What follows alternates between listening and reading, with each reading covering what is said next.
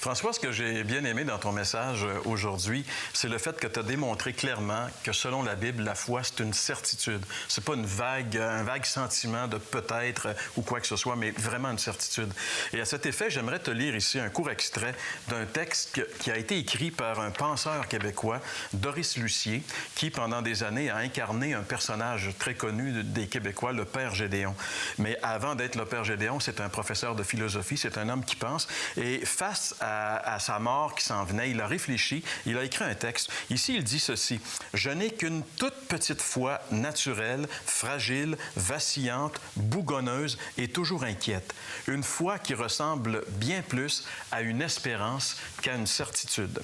Mais voyez-vous, à la courte lumière de ma faible raison, il m'apparaît irrationnel, absurde, injuste et contradictoire que la vie humaine ne soit qu'un insignifiant passage de quelques centaines de jours sur cette terre ingrate et somptueuse. » C'est merveilleux cet extrait, la richesse des mots qu'il utilise, mais il dit ici que sa foi ressemble plus à une espérance qu'à une certitude. Lui-même avoue, après avoir réfléchi, que la foi, c'est important. Face à la mort, il le dit, elle est petite, ma foi, etc.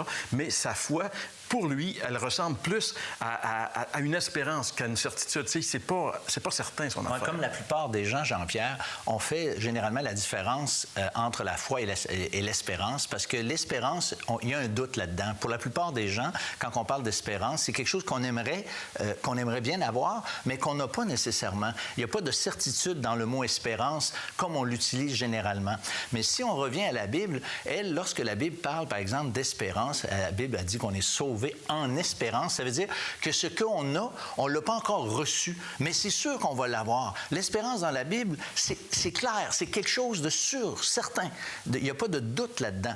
Et c'est ça qui est important de comprendre, que l'espérance, c'est une certitude. Parce que la foi, finalement, elle est basée sur des faits réels, sur les promesses de Dieu que nous pouvons trouver dans sa parole. Et si on ne s'appuie pas sur la parole de Dieu, sur quelque philosophie que ce soit, on ne peut pas avoir d'assurance. Et lorsque la foi, elle est importante, l'assurance, la certitude, c'est important, surtout lorsqu'on est face à la mort, finalement. Ouais, devant la perspective de la mort, on change, le ton change.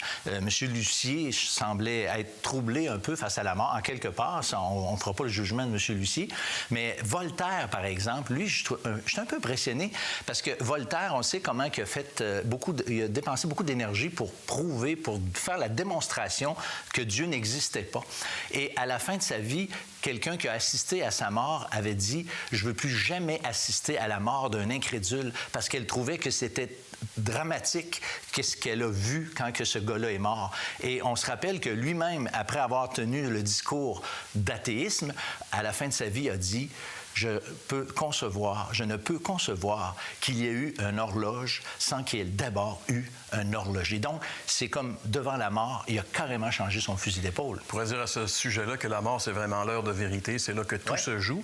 Et ça va arriver pour chacun d'entre nous. Vous qui écoutez un jour, vous allez devoir affronter la mort. Et la Bible dit qu'on ne peut pas affronter la mort sans Dieu.